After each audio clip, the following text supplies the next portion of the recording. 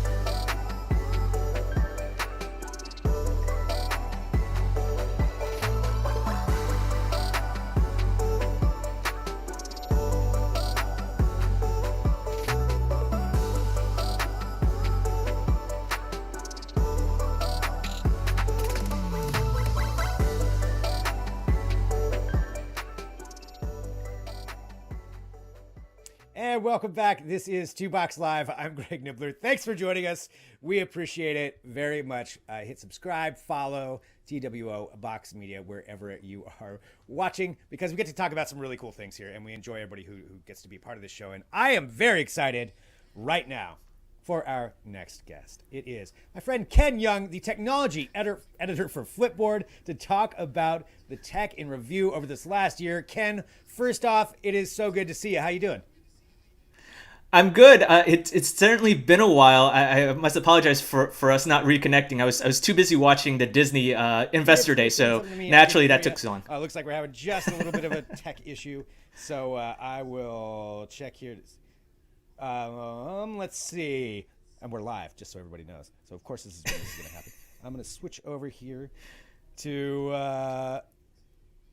Okay, I think I got you now, Ken. I'm going to start that over. So I'm just going to say hello again. Welcome back to Two Box Live. Thank you, everybody, for joining us. We are live, in case you didn't know. And I am Greg Nibbler, and very excited to be joined right now by the technology editor for Flipboard. It is the one and only Ken Yeung. Hello, Ken. How you doing? Good. How about yourself? Can you hear me now? I can hear you now, so we are good to go. So Ken, there is so much to kind of cover when it comes to this last year in technology. I mean, it's a crazy year in general, just with how life has happened, but tech in particular has had some really fascinating things. And I want you to kind of tell us about this composium that you put together of what you thought were the 10 biggest topics in technology. Right. I think if you look at, it's been a wild and tumultuous year in terms of just what's going on. And it's hard to believe that it's only March right now. I mean, soon we'll hit April eventually. I don't know, apparently, what is time these days. But you look at what's defined in tech specifically, and it's like with most things, it's going to be the coronavirus pandemic, right? And unlike with talking about the vaccine and in terms of what health policies are in place and sheltering at home, how has tech really been impacted by the coronavirus? And so what this collection of articles in what we have called storyboards, what I look at is here's what's happening, how tech has benefited and also adapted to the pandemic. And that includes helping out with contact tracing. Apple and Google embarked on what almost seems like a historic collaboration in terms of helping state agencies, public health officials to really figure out how to better understand how this spread is going in terms of the virus. But then you also look at how have tech companies benefited from the pandemic. That includes companies like Zoom and also Peloton and exercise tech. These companies have seen their valuations and their stock go up as a result of people working from home. Then you also look at how other tech has helped with people dating and other things as well. So there's a lot of this, introspection in terms of how, where tech benefits and where its weaknesses are. And certainly this has been a unconventional year compared to everything else that we've experienced. Yeah, I mean, you bring up a couple of good points there. Some of that collaboration side of things, which some of it's worked, some of it hasn't. I was just reading an article actually on Flipboard about how some of it hasn't come to fruition. The stuff that Google and Apple were trying to do, or it just didn't work out as well. But certainly a huge monumental thing. But yeah, Zoom. I mean, what a year Zoom has had. I think for a lot of us, we knew about Zoom before this year. We used it at my previous job for years, but then now everybody knows Zoom. It's a huge year for them, and just that whole shift of things, and which is a really fascinating follow on there. And again, I want everybody to know to go to Flipboard to follow along with what we put together here, detailing these. So there's 10 of them. We're going to cover 4 of them. So we got tech and the pandemic. Another one, though, that you can't deny is just the success of SPACEX this year. They've been ramping it up over the last several years, clearly. But this year, with some of these monumental achievements that they've had, it's just been huge. What do you think this means for the world of technology and just kind of highlighting some of these big achievements they've had? So when you look at tech, a lot of it has really been about more tangible stuff that we can experience. Oh, here's a new app that allows us to experience virtual reality, or allows us to communicate with other people or work remotely. But then you look at, this is what with SpaceX, is more on the breakthrough frontier type of technology, where it's you start to see the realization of dreaming big. And Elon Musk gets a lot of grief. He gets a lot of criticism and a lot of support. But ultimately, the results are what matter. And as we talked about, and many times in the past, is with SpaceX, they've actually done something to really advance space travel. And so far, as we all know, NASA has kind of really has outsourced their rocket launches to Russia, and we've been kind of piggybacking on the Soyuz rockets to get our astronauts to the space station. But now with SpaceX, this is the first time that a private commercial company is ferrying NASA astronauts not only to the International Space Station from American soil. And they've done it not only once, but twice, with more people, more astronauts on board. And what we just saw is like another test rocket, a prototype rocket, that has kind of really going to usher in a new era of space travel beyond the space station. As we know, Elon Musk hasn't set his ambitions on just the moon, on the space station, but also the moon and also the Mars. And with the U.S. government under the Trump administration has set a goal to get to the moon, return to the moon by 2024 with the Artemis project. And so this is actually going to help advance that. And as a result of us being able to go to space more often, who knows what kind of research in general, science-based research, we'll be able to discover because of this result.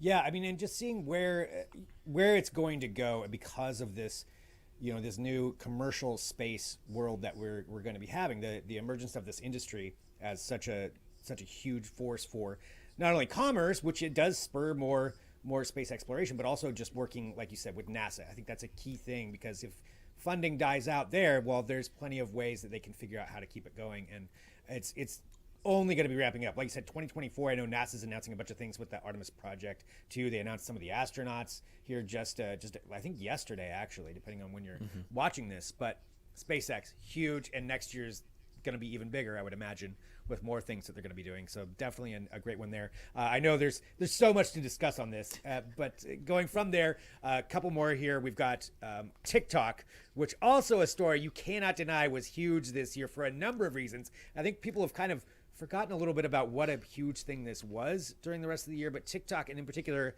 the Trump administration, really, when it comes down to it, going after TikTok.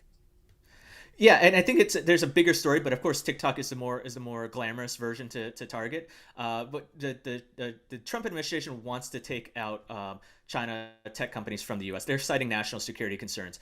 I think there's a lot of people waiting for evidence on that. I take no sides on that. But I think there might be some valid concerns there.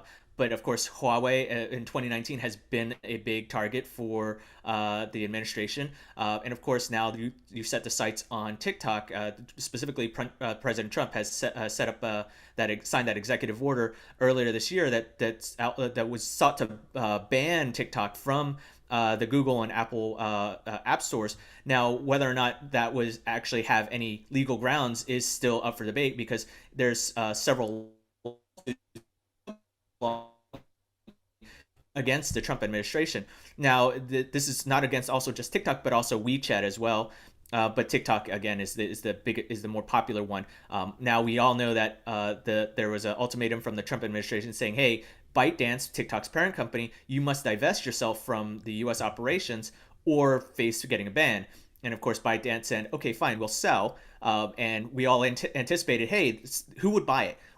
Would it be Microsoft? Would it be Oracle? Would it be Walmart? And ultimately, it was Oracle, but not to what you thought was actually going to be the deal. It was Oracle wound up owning 20% of the company. So ByteDance actually still owns TikTok. There's a lot of litigation still up in the air, but it's an ongoing kerfluffle, as you will, and we'll see what happens in 2021 under the Biden administration, whether or not the Commerce Department will continue to pursue this lawsuit and seek a change of ownership for TikTok. But yeah, I mean, it was a nice talk of the town for the latter half of the year, and we'll see what happens.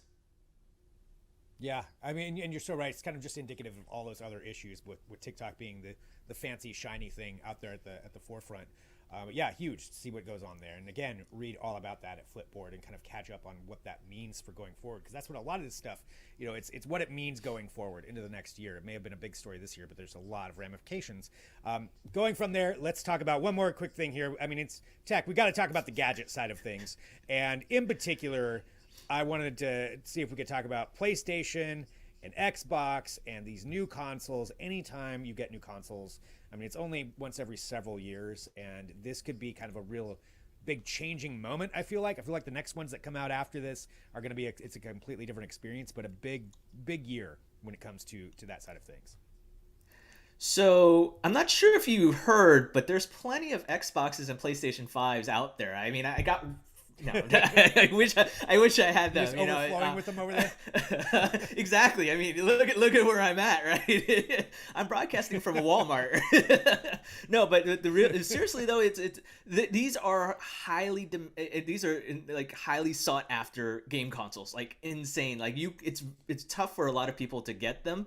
I remember trying to get an Xbox Series X through Walmart's website, but as soon as they opened sales, like within 2 minutes, they were all sold out. And there's and it's largely caused by bots, right?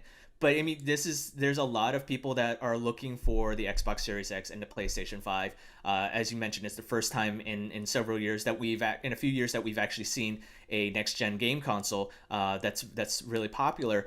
So this is amongst all the other things in tech, when you look at phones, whether it's the iPhone 12 or the latest Samsung or foldables or whatever, all of that got pushed to the wayside by the game console. And especially when you look at the timing with the holidays, and also the fact that we're all stuck at home in quarantine, self-isolation, sheltering in place, whatever you want to call it, that's actually what this is going to be a device. These game consoles are going to be devices that we all want to have.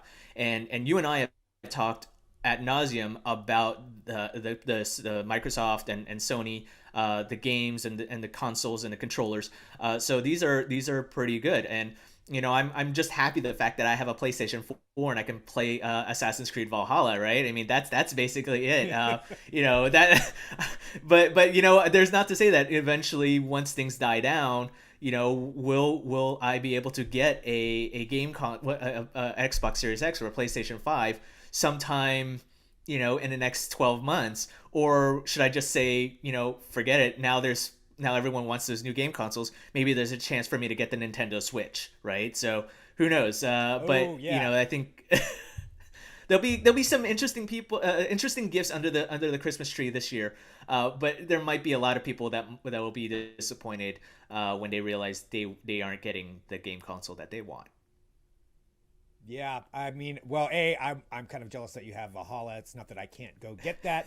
I just haven't got it yet, so I do want to start playing that. But yeah, with these consoles, I mean, it will be interesting to see where it goes. But definitely a big moment when it comes to gaming, and big moments for everything over this last year. And I want to emphasize for everybody again where they can go check out not only the tech year in review, but everything else that you're doing with the awesome work that you do there at Flipboard. Right. So, I mean, this is all our review. So if you want to look at the tech year in review, you can go to flip.it/tech2020. That's flip.it/tech2020. We also have our giant omnibus year in review, which our editorial team has done an amazing job kind of curating everything around what's going on in the coronavirus, tech, business, sports, news, the election, arts, culture, and entertainment, and even the forgotten stories. So be sure to go onto Flipboard and check it all out. If you have any questions, we'd be very interested to hear what your themes are, what your favorite themes are, what really stood out for you. Feel free to hit us up on social media and let us know. And check out Flipboard. It's really where you're going to find all the best news that'll inform and inspire you. I agree 100%. Well, Ken, thank you so much. Always good to talk to you. I'm sure we'll be talking soon as well. Follow everything Ken does. Ken Yeung, technology editor for Flipboard, soon to be the purveyor of Ken Plus. I would expect that in 2021 when that service does come out. Ken, so good to see you. Likewise, Greg. Happy holidays. Great to be here again. Fantastic. Ken Yeung, I'm so excited to have him here on the show. So Ken Yeung, Flipboard, follow along there at Flipboard for everything that he was just talking about, to follow up on all of those different things. And we only covered 4 for just the tech year interview, let alone there's more on there. All right, right now, what we're going to do is we did talk about SpaceX, in particular the Starliner. Well, we kind of took a look at Starliner a little bit deeper and thought about what is it. Well, like where did it all come from? Because for a lot of people that are hearing about it now, maybe they didn't know the history of it. We've got a little bit of history, a little bit of the idea of what it is they're going for and what riding in one to Mars might actually be like. So we want to play that for you. Here it is. This is a look at the SpaceX Starliner. With Mars for centuries, ever since Galileo first observed it in 1610.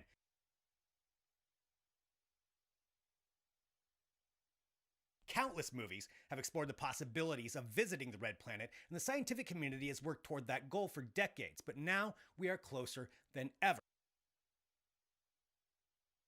SpaceX has said its #1 mission is to get to Mars, and they're refining the vehicle that's going to get us there. So let's take a look at the Starship, the RV for your Mars road trip.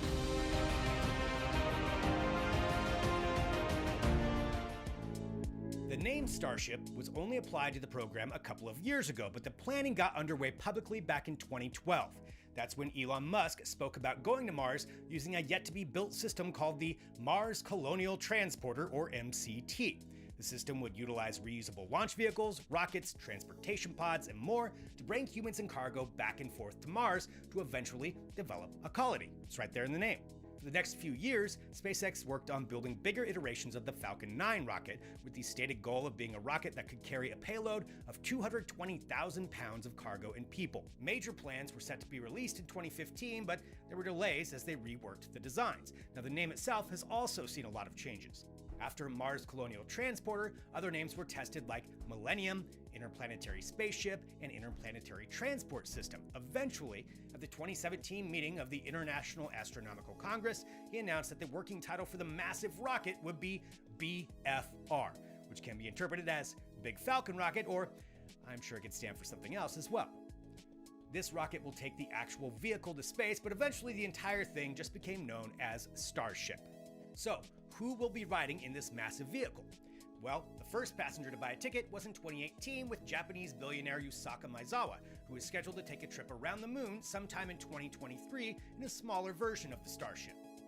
There are multiple tests being conducted for the Starship currently, with the most recent iterations being given the SN designation, with sequential numbers afterward for whichever version they are at.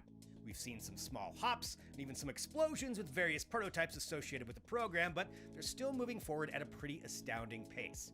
The eventual completed Mars-ready version of the Starship is expected to be about 30 feet in diameter, which is 1.5 times that of a Boeing 747, 160 feet tall, and will utilize 6 Raptor rockets to get to the planet and to maneuver in space.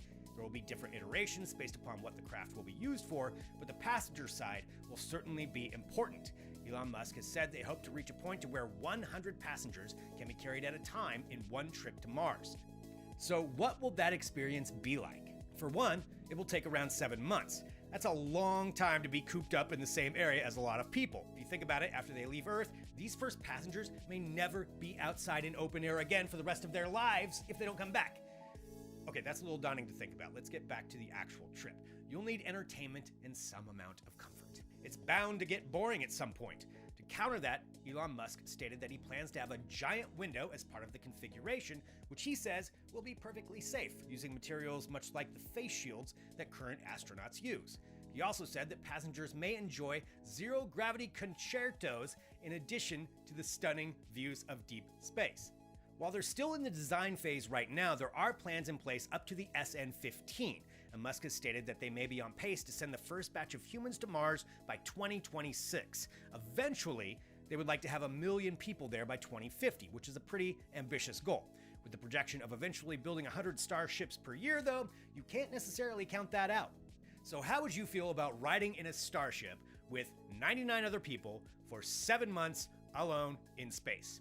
That's a long time, but somebody out there is bound to be the first person to step foot on Mars. So, do you want to ride in a spaceship RV called the Starship? Let us know in the comments. Thanks for watching. Don't forget to hit like and subscribe.